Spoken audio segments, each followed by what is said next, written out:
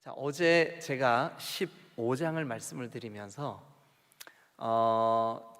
이제 말씀을 마칠 때쯤 어제 그 압살롬이 반역하는 이야기, 압살롬이 이제 그왕 되는 이야기, 그래서 자기가 스스로 왕이 되려고 하는 사람의 특징을 좀 말씀을 드리면서 끝부분에 끝날 때쯤 그 네 사람을 이렇게 얘기하고 마쳤어요. 그 15장 우리 잠깐 한번 다시 가볼까요?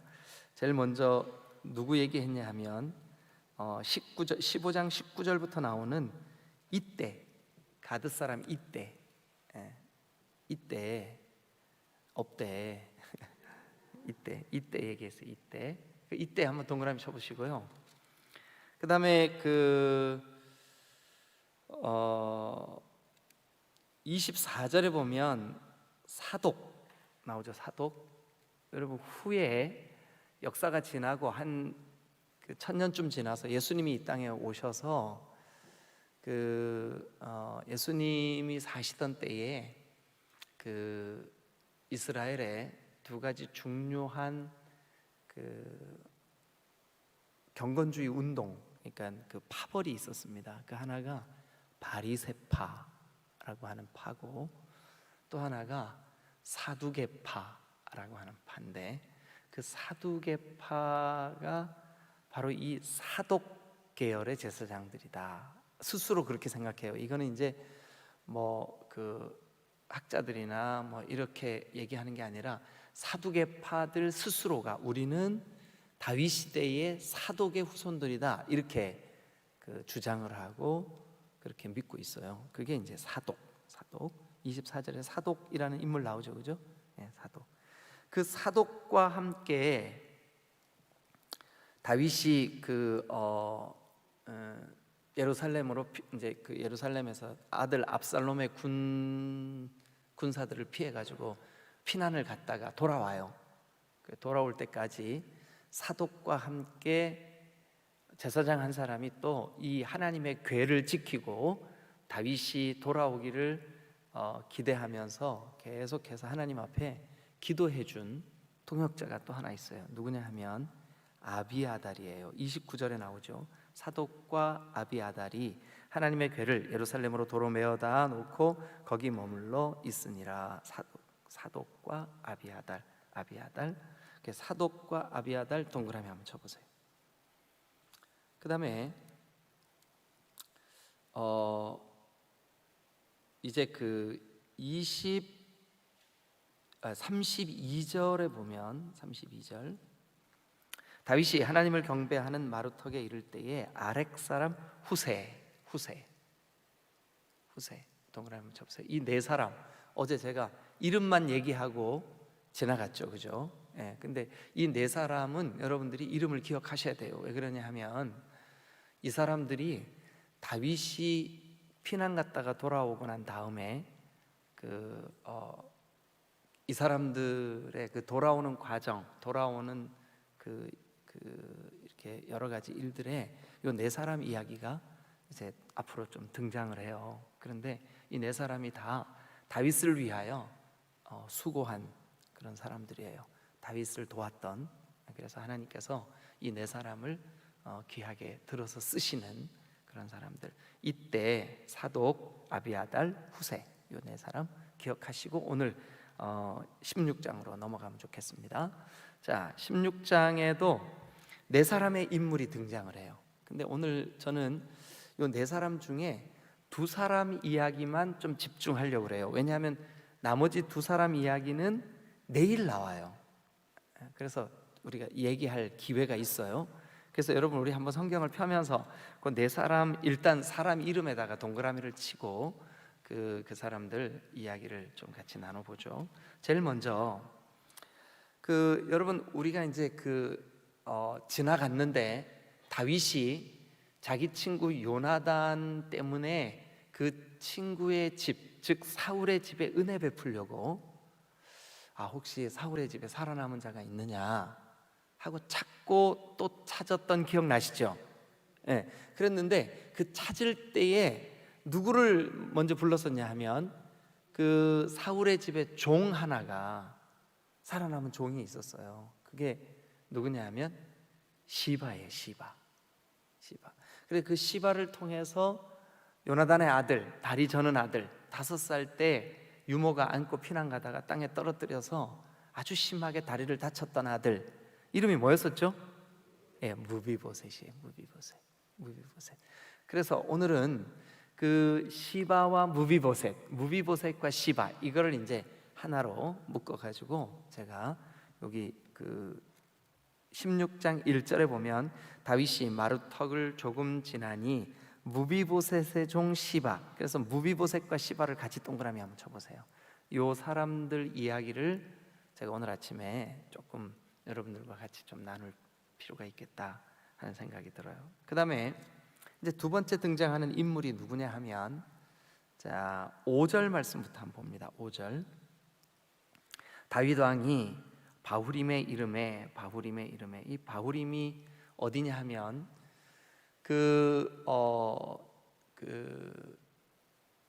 이제 다윗이 왕으로 이렇게 기름 부음을 받고 이렇게 세워질 때 자기에게 투항하는 그 사람들에게 뭐라 그러냐 하면 진정으로 너희가 나와 화해하려면 그 사울의 딸 미가를 데리고 와라. 올 때 기억나시죠? 우리 지나갔는데. 예. 그래서 이제 미가를 데려오는데 미갈은 이미 다른 남자에게 줘버려 가지고 남편이 있었어요.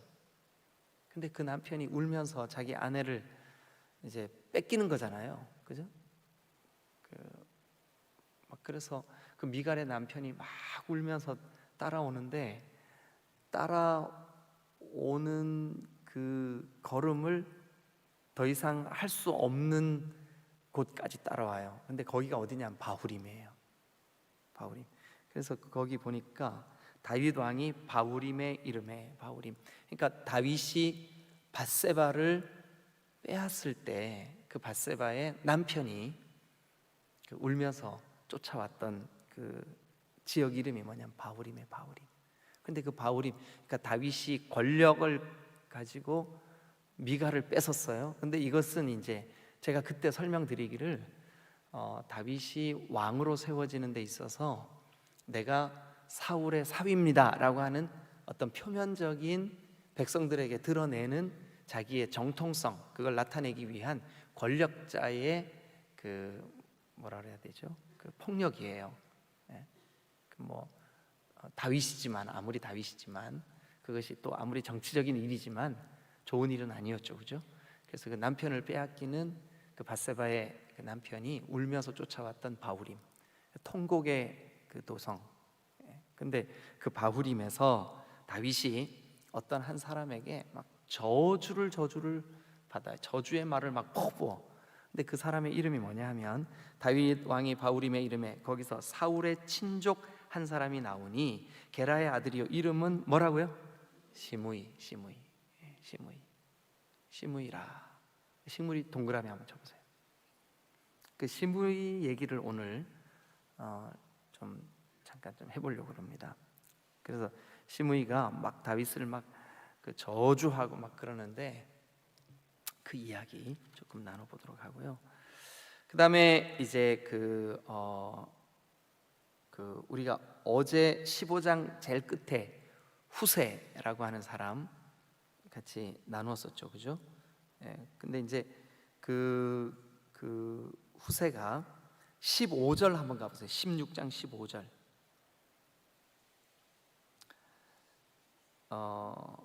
이제 압살롬이 막 이제 왕이 됐어요. 그래갖고 막 아버지를 몰아내고 이제 예루살렘에 막 들어와가지고 자기가 이제 왕궁을 차지했어요. 그때 어르신 한 분이 쫓아와가지고 이 압살롬 앞에 무릎을 꿇고 그 압살롬을 환영을 해요. 그러면서 왕이여 만세, 왕이여 만세. 그런데 압살롬이 딱 보니까 자기 아버지 친구야.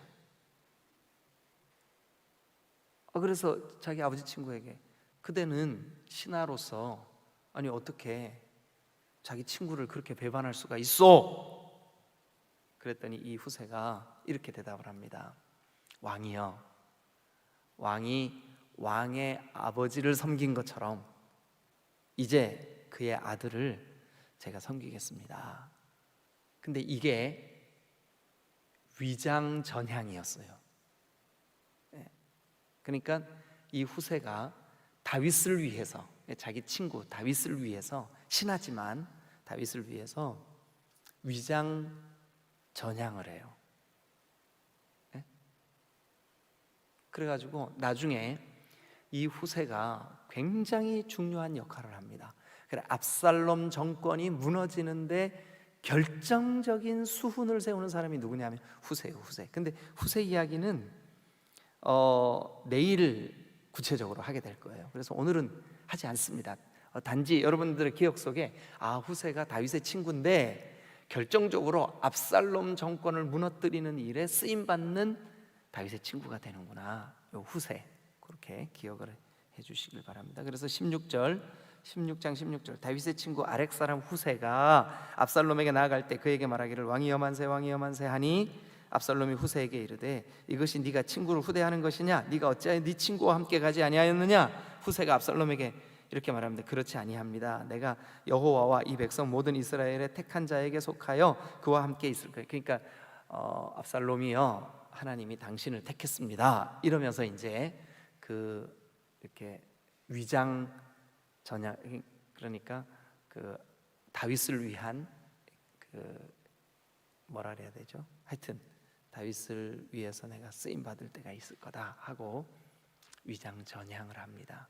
그 이야기가 내일 이제 어떻게 이 후세가 다윗을 위하여 쓰임을 받는지 그렇게 나올 거예요. 또 한 사람이 있는데 누구냐 하면 20절.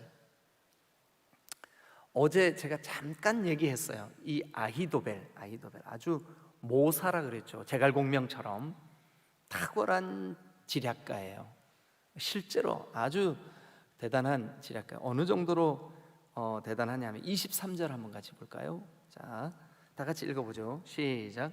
그때 아이도벨이 베푸는 계략은 사람이 하나님께 물어서 받은 말씀과 같은 것이라.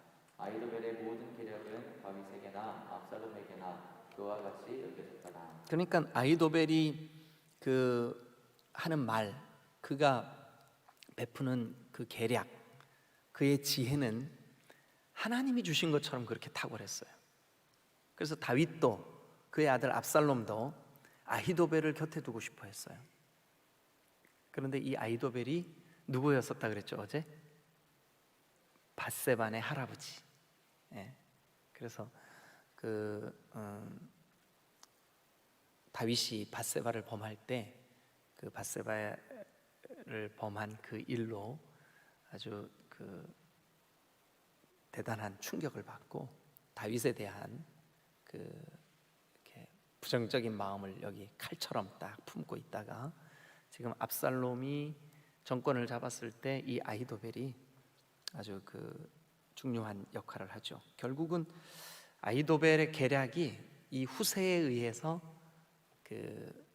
무너집니다. 그래서 이 사람은 자살하고 그냥 비참하게 죽습니다. 그건 하나님이 하신 일입니다. 그 일이 내일 우리가 좀 이야기를 나누게 될 겁니다. 그러니까 후세와 아히도벨 이야기는 내일 우리가 구체적으로 할 거거든요. 그래서 오늘은 두 사람 이야기만 하고 오늘 말씀을 마무리를 좀 해야 될 것 같아요. 한 사람 이야기는 무비보셋과 시바 이야기. 또 한 사람 이야기는 시므이. 오늘은 주로 시씨들이 좀 주인공이 되네요. 그래서 시므이 이야기, 이 두 이야기를 함께 나누면서 우리 마음의 교훈을, 하나님이 주시는 말씀을 마음에 새겨놓기를 바랍니다. 자, 먼저 우리가 이제 1절부터 나와 있는 시바, 또 시바가 한 행동이나 말에 대한 무비보셋의 반응 같이 한번 살펴보도록 하겠습니다. 자, 1절 여러분 한번 읽어보실래요? 시작. 다윗이 마루탑을 조금 지나니 무비보셋의 종 시바가 한 장 지운 두 나귀의 떡 200개와 건포도 100송이와 여름과일 100개와 포도주 한 가죽 부대를 싣고 다윗을 맞는지라. 네, 그 시바가 안장을 지운 나귀에 떡 200개, 건포도 100송이, 여름과일 100개, 뭐 이렇게 아주 잔뜩 먹을 것을 싣고 다윗을 맞았어요. 그랬더니 이제 왕이 다윗이 시바에게 이렇게 말합니다. 네가 무슨 뜻으로 이걸 갖고 왔냐? 무슨 뜻으로 이걸 갖고 왔냐? 그랬더니 시바가 이렇게 얘기합니다. 왕이여, 이 나귀는 왕의 가족들이 타게 하고 떡과 과일은 청년들이 먹게 하고 포도주는 들에서 피곤한 자들에게 마시게 하려 함입니다. 그러니까 이제 시바의 대답을 한마디로 요약하면 예, 왕께 드리려고 가지고 왔습니다, 이거죠. 그래, 왕이 지금 상황이 어때요? 피난길이잖아요. 마음이 심히 어렵잖아요. 아들이 예루살렘을 치고 들어오는 바람에 겨우 목숨을 건져서 지금 도망하고 있는 거잖아요. 얼마나 힘들었겠어요, 그죠? 얼마나 피곤하고 지쳤겠어요. 근데 그런 왕에게 이 시바가 그 승용차 한 대 딱 그 트렁크에다가 막 떡 잔뜩 싣고 막 뒷자리에는 막 그 음료 마실 수 있는 100% 원액 선키스트 포도 원즙 이거를 막 잔뜩 싣고 와가지고 왕이요, 지금 막 피곤하실 텐데 이거 좀 드시죠. 그리고 이 차는 기름 다 떨어질 때까지 왕이 타세요. 이러니 왕이 야, 참 고맙다 이렇게 생각할 거 아니에요, 그죠? 네. 그런데 이 성경을 기록하고 있는 저자가 독자인 우리에게 힌트를 계속 주고 있어요. 뭐라 그러냐 하면 무슨 뜻으로 이걸 갖고 왔냐? 뜻이 있다는 거예요. 이 시바가 이렇게 하는 것은 뜻이 있다는 거예요. 이렇게 과잉 친절을 베푸는데 무슨 뜻이 있다는 거죠. 예. 그랬더니 이제 3절 그러면서 이제 왕이 묻습니다. 내가 너를 무비보셋을 돌보도록 명령을 내렸고 무비보셋에게 그 사울의 집안의 모든 밭과 모든 재산을 다 줘서 네가 관리하도록 그렇게 명을 내렸는데 네 주인은 어찌하고 왔느냐 이렇게 물어요. 3절 시작. 왕이 이르되 내 주인의 아들이 어디 있느냐. 잠깐만요. 주인의 아들이 이름이 뭐였어요? 네, 무비보셋. 그 사람은 지금 어땠었어요? 다리를 절었고, 그래서 왕이 자기 친구 요나단을 기억해서 그 무비보셋에게 긍휼을 베풀었어요. 그래서 상에서 항상 같이 먹게 했어요. 그러니까 다윗이 예루살렘에 있을 때 늘 같이 있었다고요. 근데 지금 안 보여. 그래서 다윗이 묻습니다, 시바한테. 너 주인은 어디 있냐? 그랬더니 이 시바가 이렇게 대답을 합니다. 자, 3절 계속 시바가 시작. 시바가 왕께 아뢰되 예루살렘에 있는데 그가 말하기를 이스라엘 족속이 오늘 내 아버지의 나라를 내게 돌리리라 하리라 한지라. 왕이 들었을 때 이 말이 얼마나 속상했을까? 자, 묻습니다, 시바에게. 시바여, 네가 섬기는 주인은 어디 있냐? 예, 예루살렘에 있습니다. 그런데 그 제 주인이 무비보셋이 이제 우리 할아버지가 왕으로 계시던 그 모든 왕국을 이제 하나님이 되돌려 주시려고 그런다라고 말하던데요. 참, 그죠? 다윗은 무비보셋에게 어떻게 했는데요? 그를 긍휼히 여기고 식구가 되게 하고 같이 밥을 먹고 그에게 그 하나님의 기업, 그의 집안의 밭들을 다 회복시켜주고 했는데, 아니 무비보셋은 야, 이거 기회다. 우리 할아버지가 왕으로 계시던 그 왕의 정권을 다시 이제 회복시켜 주시려나 보다라고 말했다고 하니까 얼마나 속상하겠어요, 그죠? 그래서 홧김에 다윗이 뭐라 그러냐면 왕이 시바에게 4절 보세요. 이렇게 말합니다. 무비보셋에게 있는 거 다 네 거다. 네가 가져라. 이렇게 해버려요. 자, 근데 이 시바의 말이 어느 정도의 진실성을 가지고 있을까요? 자, 우리 한번 성경을 뒤로 한번 가보겠습니다. 19장 24절로 한번 가보세요. 19장 24절. 19장 24절 가셔서, 자, 사울의 손자 누가요? 무비보셋이 내려와서 왕을 맞아요. 이게 어떤 상황이냐 하면, 피난 갔던 다윗이 압살롬 정권을 이제 제압하고 다시 왕궁으로 복귀하는 장면이에요. 그런데 이제 왕이 왕궁으로 막 들어오는데 누가 맞으러 나왔어요? 무비보셋이 왕을 맞으러 나왔어요. 그런데 그 무비보셋은, 자, 여기 보실게요. 왕이 왕궁을 떠나 피난길에 오른 그날부터 평안히 돌아오는 날까지 뭐를 안 했을까요? 그의 발을 맵시내지 아니하며, 맵시내지 아니하며, 그러니까 그의 발을 씻지도 않고 돌보지도 않았어요. 그 다음에 또 뭐를 안 했을까요?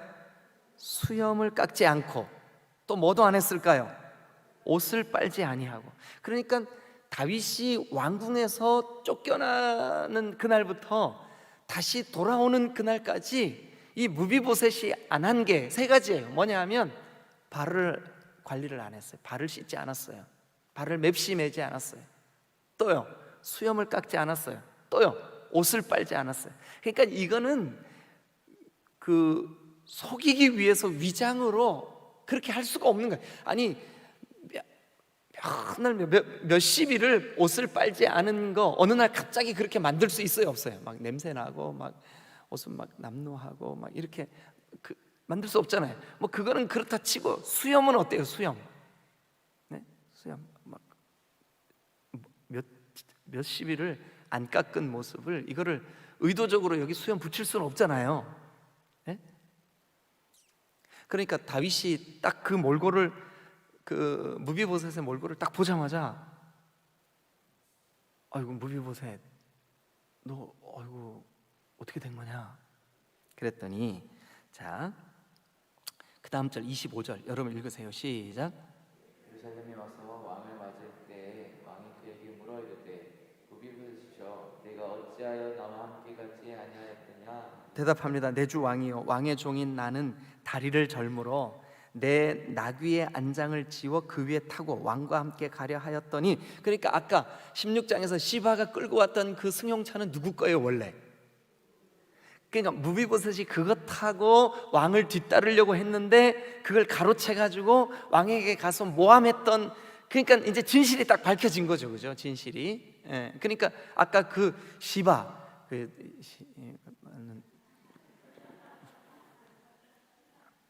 시바 이름도 참 시바가.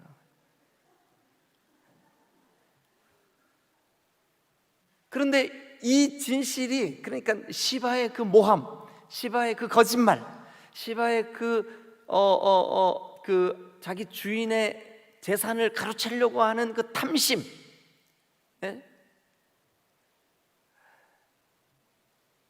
여러분, 그런데 자기 종 시바가 그렇게 했다는 것을 무비보셋이 다 알고 있었어요. 비록 다리를 절고 자기는 그 길을 따라가지 못했지만 무비보셋이 얼마나 억울했을까요? 왕이 돌아오는 기간까지, 자기가 자기의 진실을 왕에게 아뢰 수 있는 이 기간까지 얼마나 여기가 힘들었을까요? 근데 무비보셋만 그랬을까요? 다윗 또한 뭐 자주 생각은 안 했겠지만 가끔이라도 내가 그래도 지한테 은혜를 베풀어서 밥도 같이 먹고 왕자 중에 한 사람처럼 그렇게 대우를 해줬는데, 이놈 좀 괘씸하네, 이런 생각 한두 번 하지 않았을까요? 그죠? 네. 그런데 여러분, 오늘 저는 여러분들에게 이 무비보셋의 말과 행동을 좀 보여드리고 싶어요. 물론 우리가 19장 가서 또 다시 한번 나누겠지만 조금만 더 보죠. 19장. 자, 그래서 내가 왕과 함께 가려고 나귀의 안장을 지워 그 위에 타고 왕과 함께 가려 하였는데 내 종이 나를 속이고. 27절이요. 시작. 종인 나를 내 주 왕께 모함하였나이다. 내 주 왕께서는 하나님의 사자와 같으시니 왕의 처분대로 하옵소서. 네, 왕이여, 제가 왕의 은혜를 어찌 잊겠습니까? 저도 왕과 함께 피난길에 오르려고 했습니다. 그런데 나의 종 시바가 내가 타야 할 나귀를 가로채고 나를 모함하여 왕에게 거짓을 고하고, 참 이 거짓말로 고자질한 이 시바의 행동, 이 무비보셋의 가슴에 칼을 꽂은, 그러니까 이 칼은 눈에 보이지 않는 칼이지만 마음을 찢어놓는 큰 상처가, 여러분들도 신앙생활 하다가 종종 내 의도와 전혀 상관없는 이런 상처를 받을 때가 있죠. 그죠? 사실이 아닌데 나에 대해서 잘못된 소문이, 또 잘못된 그런 경우가 있죠. 그럴 때 무비보셋은 어떻게 했을까? 자, 계속해서 한번 볼게요. 자, 28절. 내 아버지의 온 집이 내 주 왕 앞에서 다만 죽을 사람이 되지 아니하였나이까? 그러나 종을 왕의 상에서 음식 먹는 자 가운데 두셨사오니 내게 아직 무슨 공의가 있어서 다시 왕께 부르짖어. 내가 지금까지 은혜 입은 것만도 충분한데 내가 무슨 낯으로 왕에게 또 나의 이 억울함을 호소하겠습니까? 그러면서 29절 시작. 왕이 그에게 이르되 네가 어찌하여 또 내 일을 말하느냐? 내가 이르노니 너는 시바와 밭을 나누라. 이미 다윗이 한쪽 말만 듣고 어떻게 했었어요? 무비보셋의 밭 네가 다 가져라 이렇게 했었잖아요, 그죠? 근데 왕이 돼가지고 그 왕의 지엄한 말을 번복시키기가 어렵잖아요. 그래서 곤란한 거예요. 그런데 무비보셋이 그 다윗의 말에 이렇게 반응합니다. 30절 다 같이 읽죠. 자, 시작. 무비보셋이 왕께 아뢰되 내 주 왕께서 평안히 왕궁에 돌아오시게 되었으니 그로 그 전부를 차지하게 하옵소서 하니라. 왕이여, 저는 왕이 평안히 돌아온 것만으로도 저는 충분합니다. 그러니 그냥 그가 갖게 하소서. 나는 왕이 안전하게 돌아오신 것만으로도 너무 고맙습니다. 여러분, 어떤 형태로든 진실은 시간이 증인이 되어줍니다. 그리고 하나님이 우리의 증인이십니다. 왜냐하면 우리는 하나님의 통치를 받는 사람이니까. 어떨 때는 목장 안에서도 억울하고 답답한 일이 생길 수 있어요. 그리고 여러분들의 기관 안에서도 여러분들이 혹 이렇게 오해를 받을 수도 있어요. 그러나 여러분, 그것을 보복하려고 하지 말고, 만약에 이 무비보셋이 막 부르르 떨면서 왕이여 저 시바를 그냥 시바 그냥 아이고 이게 말이 이름이 너무 그래가지고 막 그러면서 막 보복하려고 하고 막 이랬다 그러면 여러분 얼마나 이게 참 그 볼상사나웠을까요? 그런데 무비보셋이 왕이여 그거 시바 다 갖게 하시고 저는 왕이 돌아온 것만으로도, 자 여러분, 은혜를 깊이 마음에 새기고 있는 사람, 그러니까 하나님의 은혜를 깨달은 사람, 그리스도 예수께서 나를 위하여 목숨까지 내어놓으셨다는 그 은혜가 깊이 이 속에 있는 사람. 물론 무비보셋이 예수 믿었다는 그런 뜻이 아니라 무비보셋은 다윗 왕으로부터 은혜를 입은 사람이에요. 그러니까 은혜가 그 중심에 있었어요. 은혜가 중심에 있는 사람은 인간적으로 내가 이겼다 졌다 이게 중요하지가 않아요. 내 억울함이 풀렸다 아직 묶였다 이게 중요하지 않아요. 은혜 입은 사람은 그냥 어렵지 않게 양보가 되는 거예요. 은혜 입은 사람은 어렵지 않게 자기에게 이렇게 악한 감정으로 자기를 고통스럽게 하는 사람을 그냥 납득하고 이해하고 용서하는 일이 그렇게 어렵지가 않아요. 여러분, 우리는 하나님의 통치를 받는 하나님의 백성들이에요. 우리에게는 이미 큰 은혜가 우리 안에 있는 줄로 믿습니다. 그래서 여러분들의 교회 생활, 여러분들의 목장 생활, 여러분들의 가정 생활 속에 여러분들을 좀 고통스럽게 만들고 답답하게 만드는 일이 있을 때, 아, 나에게 주신 은혜가 이렇게 큰데 이 하나님이 주신 은혜만으로도 내가 족하지. 무비보셋은요 왕이여, 내가 왕의 상에서 먹고 왕이 나에게 베풀어 주신 은혜, 왕이 무사히 예루살렘으로 돌아온 것만으로도 나는 너무 족합니다. 여러분, 그런데 이 족함을 누리는, 이 은혜를 누리는 사람이 진정으로 복음 안에 있는 사람인 줄로 믿습니다. 저는 우리 딤돌교회가 하나님의 나라를 누리는 하나님의 백성으로서 우리에게 베풀어 주신 은혜가, 그 은혜의 크기가 얼마나 큰지를 마음에 좀 새기는 그런, 여러분, 무비보셋과 같이, 오늘 다시 16장으로 돌아가죠. 자, 그래서 여기 16장은 1절부터 4절이 시바의 거짓말이에요. 시바의 거짓말.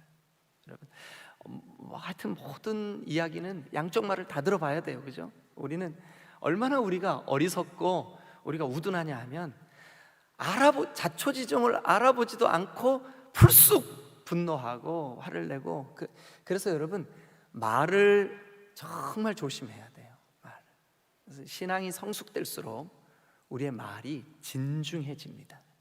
그래서 특별히 그 사람에 대한 평가를 해야 되는 말은 여러분 가능하면 삼가하시기를 주님의 이름으로 부탁을 드립니다. 그래서 우리의 말은 은혜로운 말, 덕스러운 말, 우리가 다 뭐라고요? 식구예요. 식구.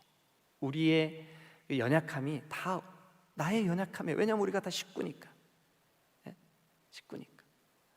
저와 여러분들의 삶 속에 그런 그 무비보셋과 같은 은혜 입은 자의 태도가 있게 되시기를 주님의 이름으로 축원합니다. 자, 시간이 많이 갔는데 한 가지만 더 말씀드리고 오늘 마칠게요. 시므이 이야기입니다. 시므이. 자, 5절부터 이렇게 기록이 되어 있습니다. 시므이가 왕은 지금 피난길에 있어요. 왕은 지금 마음이 너무 힘들어요. 왕은 지금 아들에게 쫓기고 있다고요. 목숨이 아주 위태로운 상황이에요. 그런데 이 시므이가 나와가지고 7절 여러분들이 읽으세요. 저 안 읽을래요. 자, 시작. 시므이가 저주하는 가운데 이와 같이 말하니라. 피를 흘린 자여, 사악한 자여, 가거라.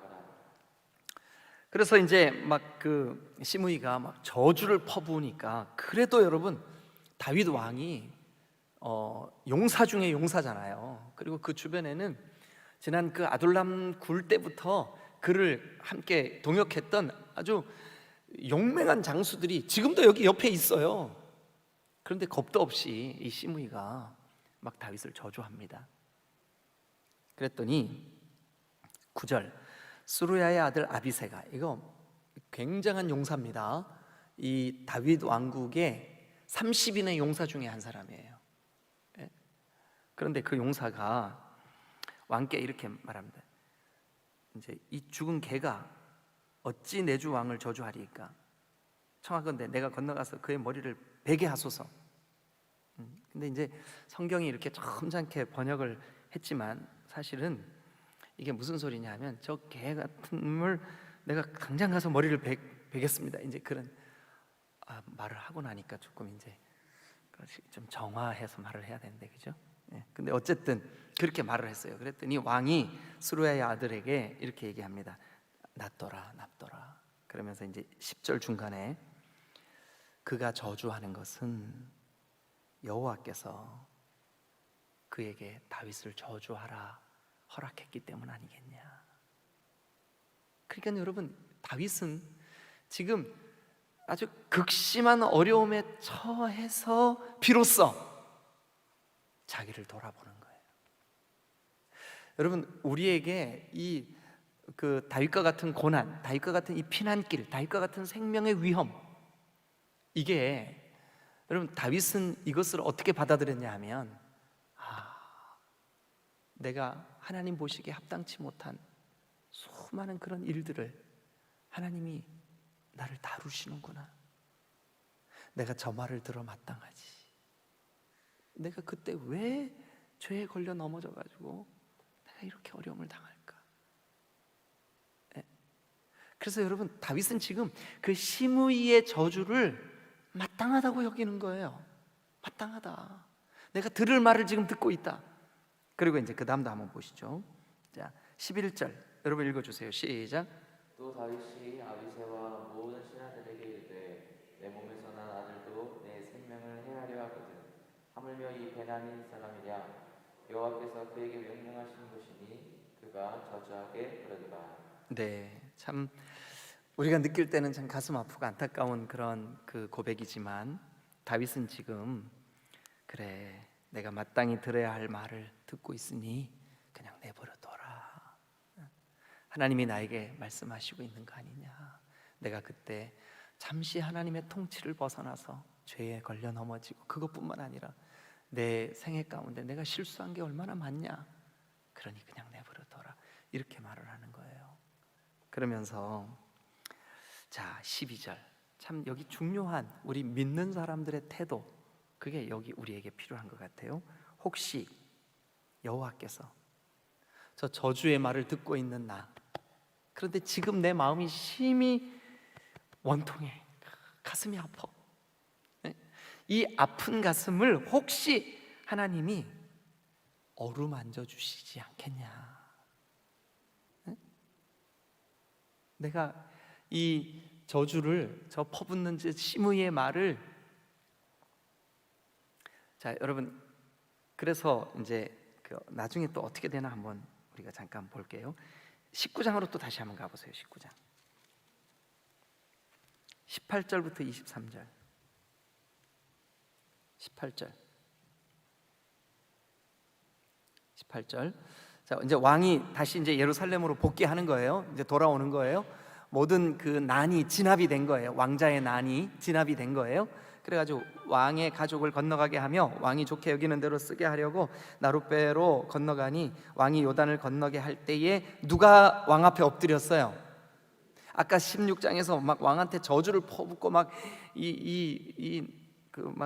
피 흘린 자요, 이 사악한 자요, 막 가거라 저주했던 사람 이름이 뭐예요?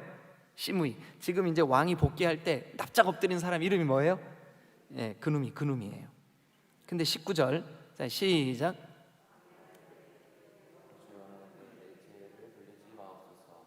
내 주 왕께서 예루살렘에서 나오시던 날에 종의 패역한 일을 기억하지 마시오며 왕의 마음에 두지 마옵소서. 왕의 종 내가 범죄한 줄 아옵기에 오늘 요셉의 온 족속 중 내가 먼저 내려와서 내 주 왕을 영접하나이다. 그러니까 이 시므이 참 비겁하고 진짜 나쁜 놈이에요. 왜냐하면 아니 그렇게 다윗이 어려움을 겪을 때는 막 저주를 퍼붓고 막 욕을 하고 돌을 던지고 먼지를 날리고 그러더니 왕의 정권이 딱 회복되자마자 제일 먼저 쫓아와가지고 납작 엎드려서 아이고 한 번만 살려주세요. 막 이런 놈은 그냥 머리채를 잡고 샤대기를 그냥.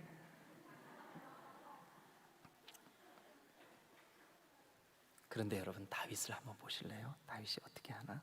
자, 다윗이 23절 이제 왕이 다윗한테 대답하는 거예요. 자, 같이 읽죠. 시작. 왕이 시므이에게 이르되 네가 죽지 아니하리라 하고 그에게 맹세하니라. 그러니까 왕이 보복하지 않았어요. 왕이 시므이의 잘잘못을 따지지 않았어요. 그리고 16장에서나 19장에서나 왕은 이렇게 생각합니다. 맞아, 내 죄를 내가 알아. 네 입을 통해서 하나님이 나에게 하신 말씀이야. 그러나 네가 퍼본 그 저주 끝에 혹시 내가 그거 다 받아들이면 하나님이 나를 불쌍히 여기실지도 몰라. 사랑하는 여러분, 우리가 하나님 나라 백성으로 살아가면서 우리에게 주시는 복들, 우리에게 주시는 좋은 일들은 내가 그거 누릴만해 하고 마땅하게 생각해요. 그런데 우리가 느낄 때 나쁘다고 생각하는 일들, 그것은 마땅하다고 여기질 않아요. 근데 다윗은 그걸 마땅하다고 여겼어요. 마땅하다고 여겼어요. 맞아, 그거 마땅해. 여러분, 마땅하다고 여기면 그 저주의 통로로 쓰임받은 시므이가 밉지가 않은 거예요. 인간적으로 얼마나 속상했을까요? 그러나 그것이 내가 보복해야지, 너 두고 봐, 반드시 내가 너를 보복하고 말 거야, 이게 없는 거예요. 왜 그럴까요? 마땅하다고 여기니까. 여러분, 우리가 우리 죄 때문에 십자가를 지신 예수님, 그 그리스도 앞에서 어떨 때 우리를 눈물 흘리게 만들고 한숨 쉬게 만드는 고난이 우리에게 하필 나예요. 이거보다는 주님, 제 죄를 생각하면 마땅하죠. 그러나 마땅하다고 여기는 제 마음을 보시고 저를 좀 한 번만 불쌍히 여겨주세요. 이게 다윗의 태도예요. 여러분, 저와 여러분들의 삶 속에 지금 정말 다윗이 피난길에 오를 때와처럼 그렇게 답답한 일들이 여러분들 가운데 있으세요? 하나님께 한번 이렇게 기도해 보세요. 주님, 저 그거 받아 마땅해요. 그러나 저를 한 번만 좀 불쌍히 여겨주시면 안 될까요? 은혜 주실 줄로 믿습니다. 예. 이것을 여러분, 저와 여러분들의 마음속에 좀 깊이 새겨놓으면 좋겠어요. 하나님, 저의 저 사람들에게 받는 오해, 또 저의 이 고난, 저의 이 아픔, 하나님, 예수 그리스도를 십자가에 못 박기까지 한 나의 죄를 놓고 볼 때는 마땅합니다. 마땅합니다. 제가 할 말이 없습니다. 그러나 주님, 저를 좀 불쌍히 여겨주세요. 저의 이 애통한 마음을 주님이 한 번만 좀 기억해 주세요. 이게 다윗의 태도였었다고요. 여러분, 그리고 다윗이 왕궁으로 회복될 때 시므이에게 보복하지 않았어요. 그리고 그를 용서했어요. 어떻게 그렇게 용서가 됐을까요? 왜냐하면 그거 마땅해 하고 그 마음에 생각했기 때문에 그래요. 여러분, 저와 여러분들은 하나님의 통치를 받는 하나님 나라 백성들이에요. 우리의 삶 가운데 우리도 만약 무비보셋처럼 내게 주신 은혜가 큽니다 이러면 그 자기를 속인 그 시바 원망하고 막 그렇게 미워하고 그러지 않아도 돼. 또 다윗처럼 그래, 네가 나에게 퍼붓는 그 저주, 나에게 상처가 되고 아픔이 돼, 충분히 그럴 수 있지만 그거 마땅해, 내가 들을만해, 난 죄인이야. 그러면 여러분, 그 마땅한 그 일 끝에 하나님이 우리를 불쌍히 여겨주실 줄로 믿습니다. 그리고 긍휼을 베풀어 주실 줄로 믿습니다. 이 믿음이 다윗이 가졌던 믿음이고, 오늘 하나님의 통치를 받는 우리의 삶에 우리가 마음에 새겨야만 하는 그런 믿음인 줄로 믿습니다.